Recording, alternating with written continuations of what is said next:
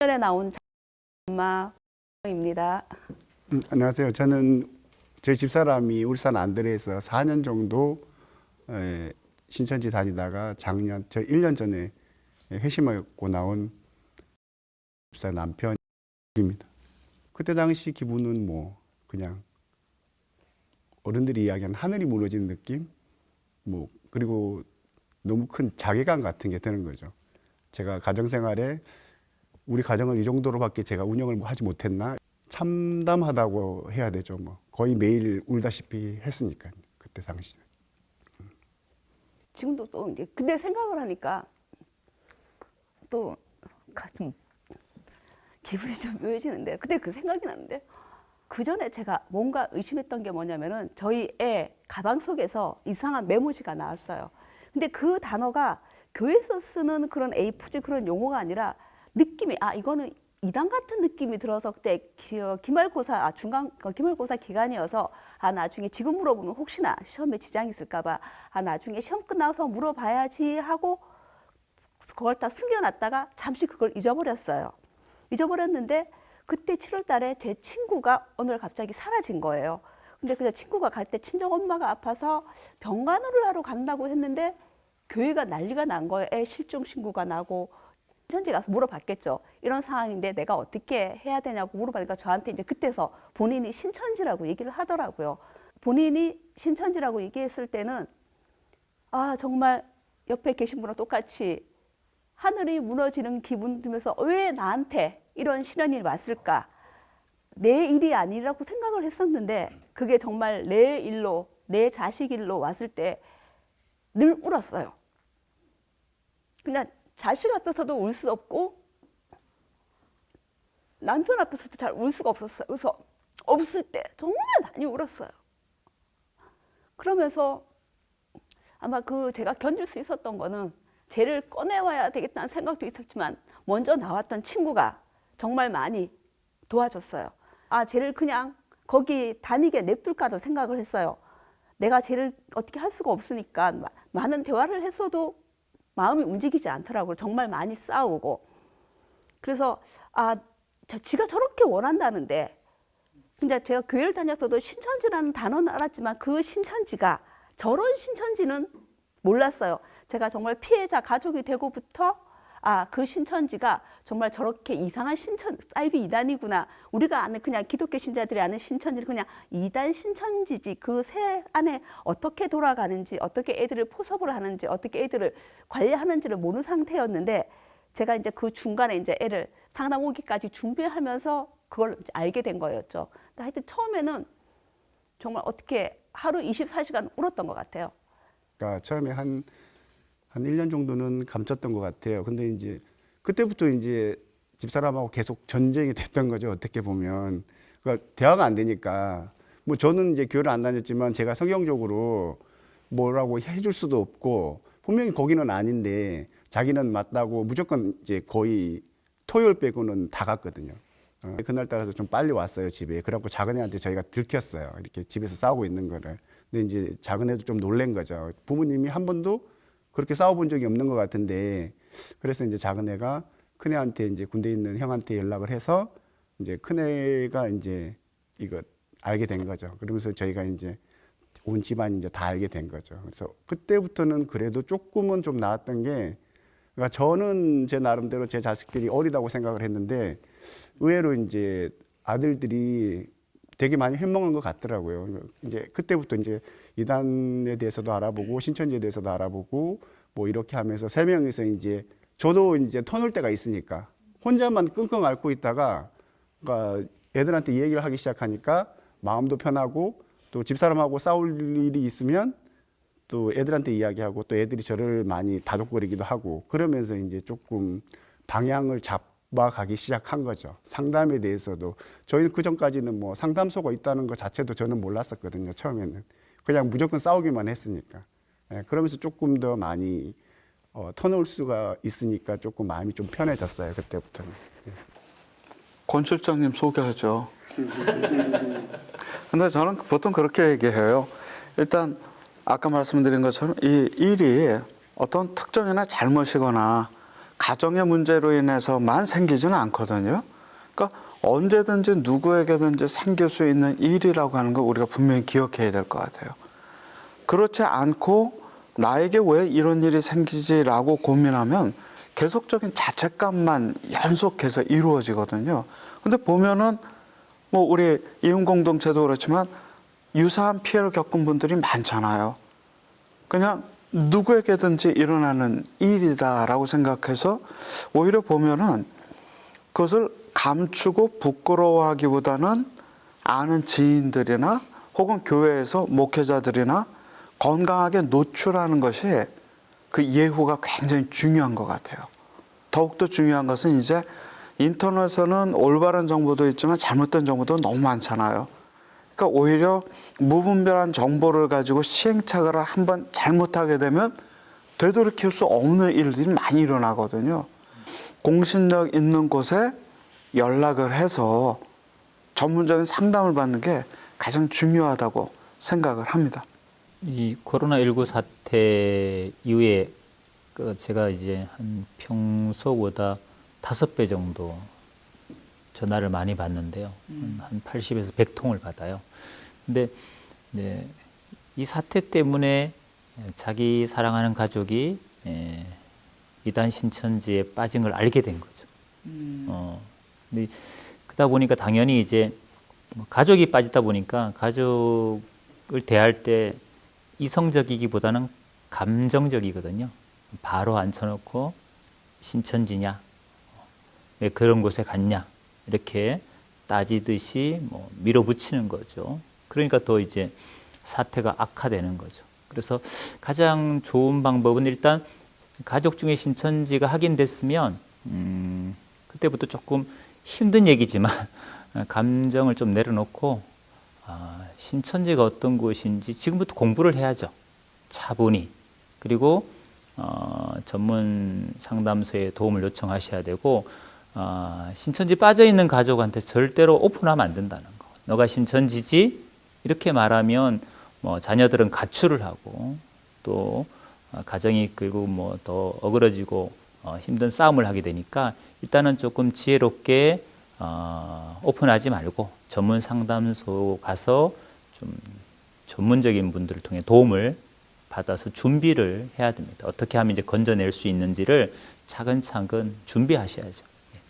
근데 보면 대부분 일단 1차 충돌이 있고 나서 연락하는 경우가 많으신 것 같아요. 그러면 경우의 수가 상당히 제한되는 것 같아요. 이미 서로의 감정과 갈등이 일단 내재돼 버리니까 그다음부터는 풀어나가는 과정이 더 어려운 것 같아요.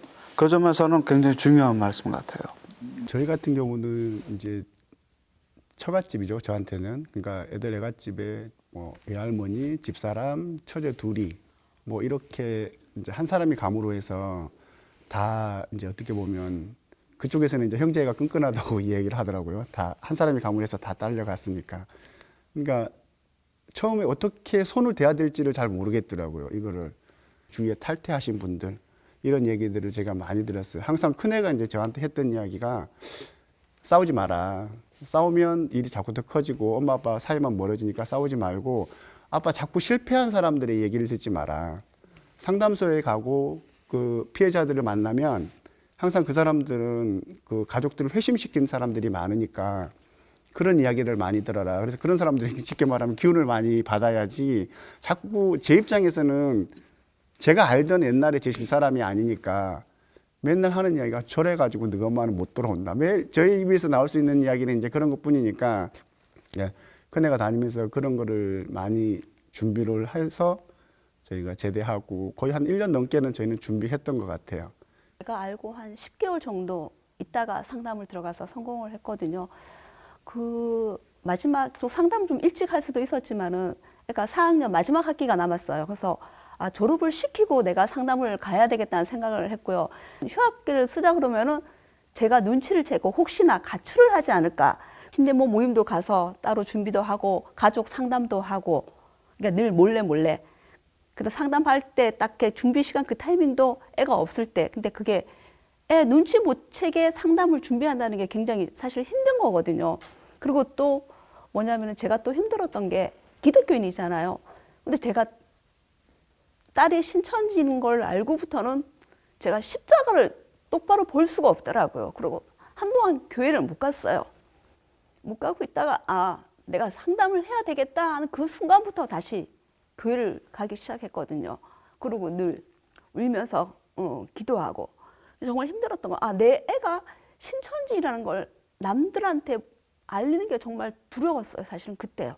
그러니까 상담이 끝나고 애가 회심했을 때는 나는 당당하게 얘기를 할 수 느낌이 상담하기 전 느낌이랑 상담하고 애가 들어왔을 때랑 느낌은 제가 받아들이는 게 틀렸어요. 나 당당하게 얘기할 수 있고 정말 그 상담을 원하는 피해자 가족들이 있으면은 제 딸도 많은 예를 들면 저도 가서 도움을 줘야 되겠구나 그 생각으로 제가 이 다친 마음이 굉장히 많이 열렸어요. 이제 그런 걸 계속 반복을 하니까 본인은 이제 안심을 놨던 거죠. 이제 그때 저희는 이제 상담을 놨던 거죠. 네. 저희 같은 경우도 뭐 이제 큰애가 휴가 나오거나 하면 이제 항상 상담 알아보러 가는데 엄마한테는 이제 뭐 친구들 만나러 놀러 간다 뭐 이렇게 했는데 큰애가 제대를 하고 작은애가 이제 군대 때문에 또 2살 터울이니까 군대 때문에 휴학을 하게 됐으니까 집사람 그 다니는 신천지 측에서 이제 뭐 섭외부장이나 이런 사람들이 그랬나 봐요. 빨리 아들은 복학을 시키라. 서울에서 이제 학교를 다녔거든 제가요. 그러니까 이제 남자가 집에 3명이 있으면 안 되니까 좀 불안했나 봐요. 그러니까 이제 큰애는 빨리 학교를 보내고 작은애는 이제 빨리 군대를 보내라. 뭐 근데 이제 날짜가 다 정해져 있는 것들이라서 근데 이제 큰애가 제대하면서 이제 저쪽에서 이제 집사람한테 피드백을 아마 그렇게 했었나 봐요. 근데 저희 같은 경우는 이제 준비하면서 뭐 큰애가 싸우지 말라고 얘기를 많이 해서 그래도 뭐 안 싸운 건 아닌데 조금 저도 많이 이제 마음이 좀 가라앉은 상태였고 그다음에 뭐 쇼핑이나 아니면 뭐 친척이 다닐 때 정말 미운데도 뭐 커플링 같은 것도 하고 새삼스럽게 커플링 같은 것도 해주고 뭐 가방 같은 것도 사주고 그리고 시간을 되게 조금 철저하게 지켜줬던 것 같아요. 뭐 이제 특히 가정주부들은 시댁에도 일이 있을 수 있잖아요. 이게 저희는 고향이 남원인데 남원 갔다가 와도 그 다음날 꼭 예배를 볼 수 있게끔 제가 그 신천지 그거 울산 그 지교 앞에다가 항상 그 타임에 맞춰서 실어다 줬거든요. 그리고 이제 뭐 집에 오고 이런 식으로 해서 그러니까 신천지 사람들은 어디 뭐 여행이나 이런 걸 절대로 안 가니까 그리고 저희 집사람 같은 경우는 아마 상담을 준비하리라고는 생각을 못 했을 거예요. 저희가 또 이제 자영업을 하니까 저희는 뭐 명절이나 추석이나 설에도 꼭 가게 문을 열었으니까 저희가 가게 문을 닫을 거라고는 아예 생각을 못 했을 거예요. 상담을 저희가 이제 집사람 모르게 준비하면서도. 어느 정도까지 미우세요? 아니 그 결혼한 사람 중년들끼리 정말 미워. 정말 그러니까 자다가 진짜 자고 있는 모습은 잘 때가 제일 예뻐요. 우리 애기들 있잖아요. 애기들 잘 때 제일 예쁘다잖아요. 잘 때는 어디 안 가고 집에 있으니까 그 매일 간다는 그 느낌이 그리고 이제 저희도 이제 어떻게 보면 그때부터 신앙을 하게 되는 계기가 됐었거든요. 근데 이제 너무 잘못된 곳에 그렇게 하나님이 있다고 믿고 있으니까 정말 또 자고 있을 때 진짜 부둥켜 안고도 많이 울었어요. 그러니까 20년 넘게 살면서 그러니까 배신감이 자식들보다는 더 큰 것 같아요. 근데 또 자식들은 그래도 약간 좀 객관적인 입장에서 보더라고요. 엄마가 거기를 다니지만 뭐 그러니까 또 엄마가 잘하는 부분에 대해서도 이야기를 하고 또 아빠가 너무 이제 심하게 엄마를 몰아치면 그런 거에 대해서도 이제 애들 입장에서는 듣기 싫으니까 조금 약간 객관적인 입장에서 많이 보는 것 같더라고요. 진짜 효자다. 참 잘했네.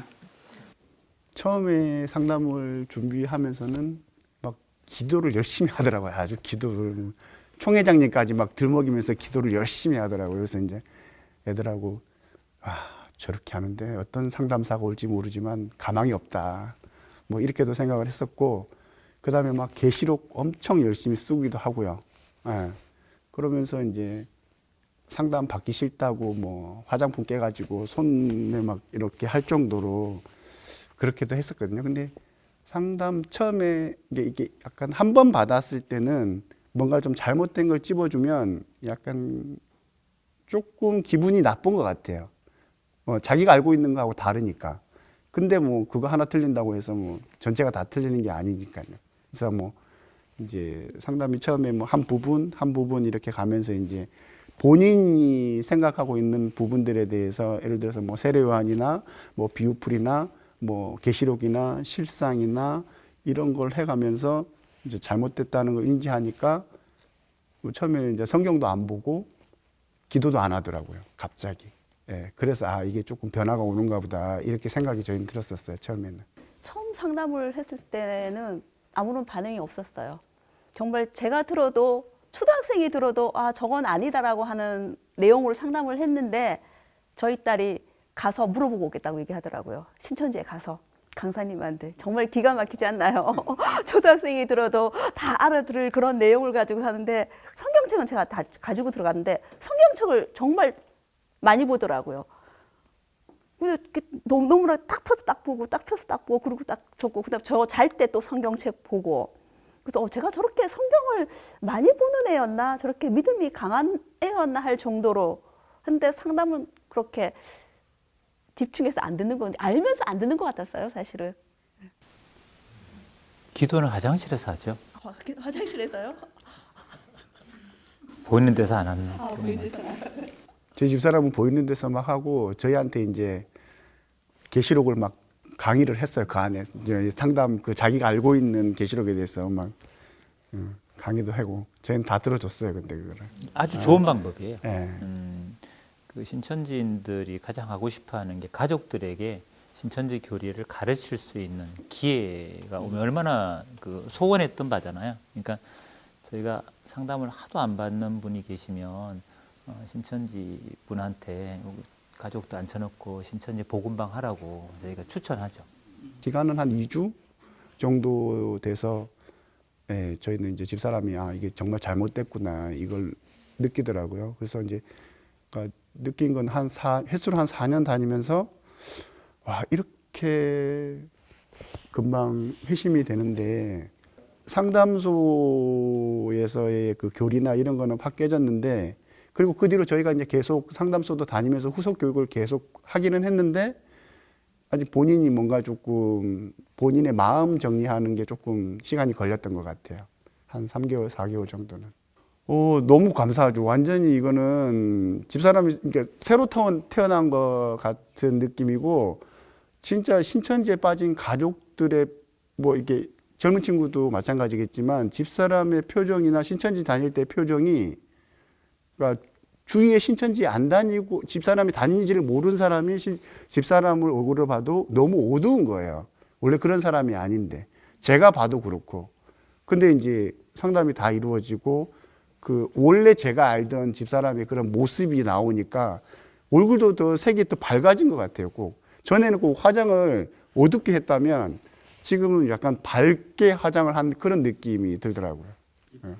미워지던 마음이 이쁜 마음으로 바뀌어요. 그게 진짜 상담만 성공하고 정신만 돌아오면 이혼해야지 뭐 이런 생각을 수없이 많이 해봤었거든요.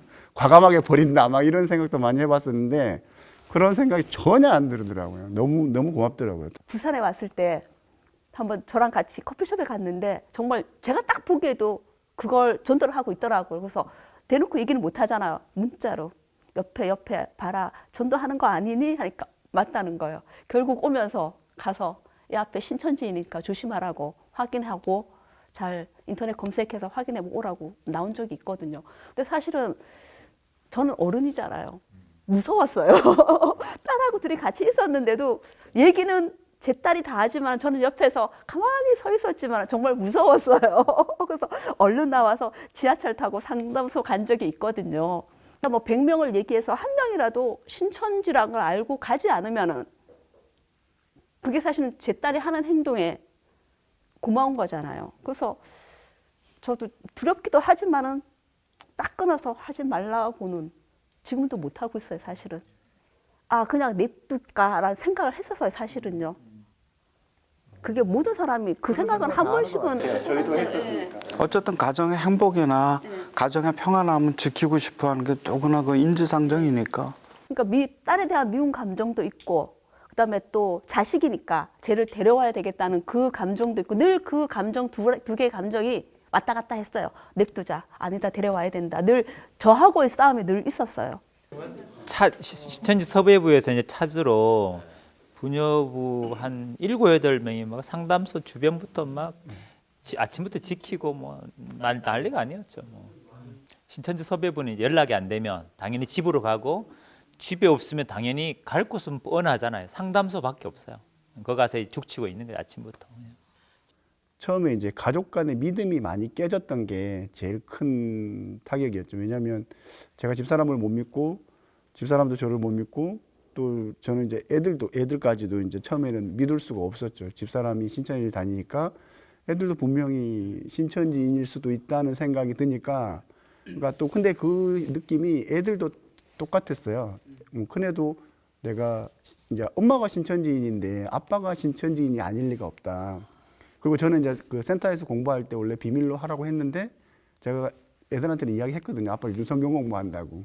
아주 재밌다고 얘기했었거든요. 그 간 사람의 잘못만은 아닌 것 같다. 가족이 살면서 서로 이야기도 많이 들어주고 부모 자식이나 뭐 배우자나 서로가 상대방 얘기에 귀를 많이 기울여야 되는데 뭐 사실 살다가 보면 너무 익숙한 사람들이라서 그냥 막연하게 믿기만 하지 서로의 이야기를 많이 못할 때가 있잖아요. 집사람이 다시 돌아오면서는 이제 조금 더 많이 서로가 좀 자기 이야기나 이런 거 좀 들어주려고 하고 그러니까 보통 가장들이 그러잖아요. 뭔 얘기를 하면 뭐 쓸데없는 이야기 한다고 막 이렇게 자르는데 그냥 그렇게 안 했으면 좋겠다는 생각이 저는 많이 들더라고요. 굉장히 많이 제가 예민해 있었던 것 같아요. 늘 애하고도 싸웠지만은 남편하고도 늘 남편이 뭐 별거 아닌 거 얘기해도 제가 스트레스를 너무 많이 받으니까 그냥 받아치고 그게 아마 상담 갈 때까지 늘 이렇게 싸웠던 것 같아요.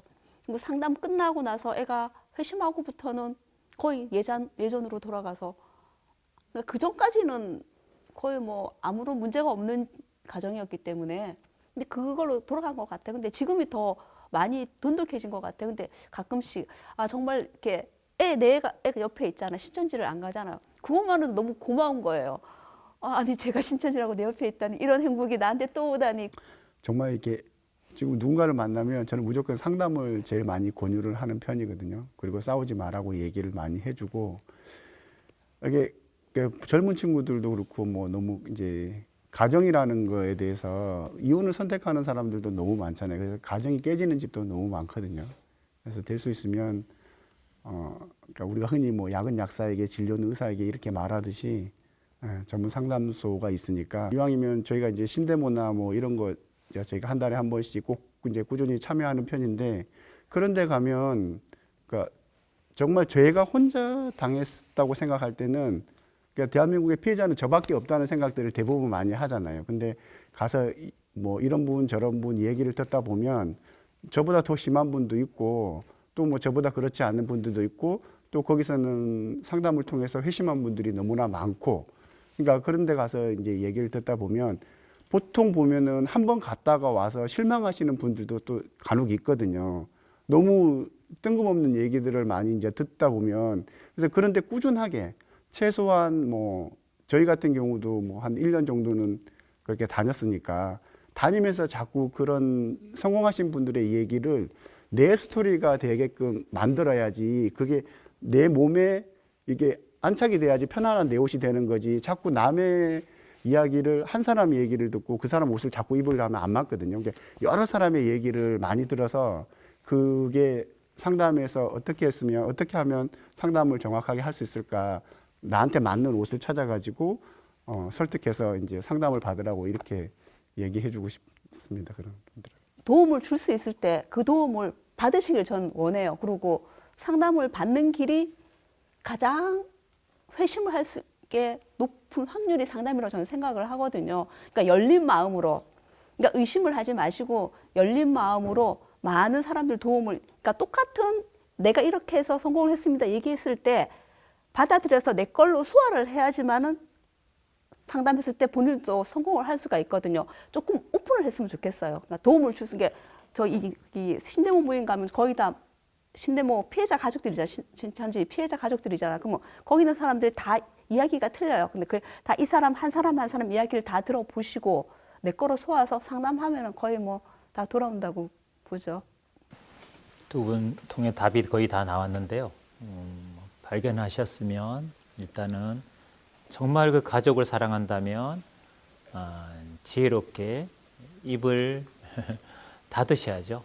그리고 추궁하고 할 것이 아니라 이제 물증을 잡았으면 심증 갖고는 도와드릴 수 있는 게 없으니까 물증을 일단 확보하시고 물증을 잡고 난 다음에는 전문 상담소에 꼭 의뢰하셔서 가족 상담을 먼저 받으셔야 됩니다. 가족 상담. 본 상담 들어가기 전에 가족 상담을 통해서 사실은 거의 결과가 나오다시피 하거든요. 가족들이 얼마만큼 이 상황을 잘 인지하고 또 전문가의 그 조언을 자기 것으로 받아들이고 실수를 줄이는 게 성공의 요인이거든요. 그 마음을 변화시키는 건 사람이 아닙니다. 사람이 말주변도 아니고요. 하나님의 터치죠. 그래서 정말 그런 계기를 통해 또 신앙이 회복되고 또 안 믿던 분들은 예수를 믿게 되는 놀라운 역사가 있거든요. 그래서 하나님의 은혜를 구하셔야죠. 그리고 가족의 사랑이 정말 중요합니다. 그래서 결코 포기하지 마시고 낙심하지 마시고 꼭 상담을 받아보시라고 권해드리고 싶습니다.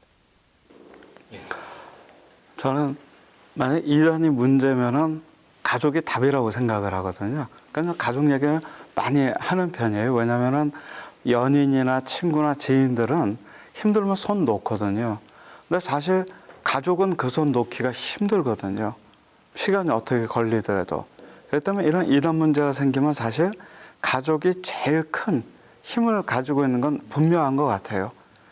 가족이 가지고 있는 소망, 그리고 우리가 오늘 이렇게 얘기 나눴지만 사실 신천지는 그래도 우리가 대처해 나아갈 수 있는 시스템들이 이제 갖춰져 나아가는데 사실 저는 이제 JMS나 구원파나 하나님의 교회나 이런 상담들을 쭉 이제 하다 보면은 사실 신천지에 대처하는 것보다는 훨씬 더 힘든 상황에 지금 있어요. 그래서 이 신천지 문제를 계기로 해서 우리는 이단 문제가 생기면은 정죄하고 비판하는 게 우선이잖아요.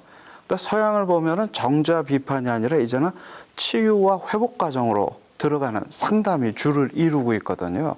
그렇기 때문에 이제는 신천지 문제를 넘어서서 가족들, 특별히 피해자 가족들이 중심이 된 이 가족의 회복, 이 상담의 목적이 되어져야 되지 않을까.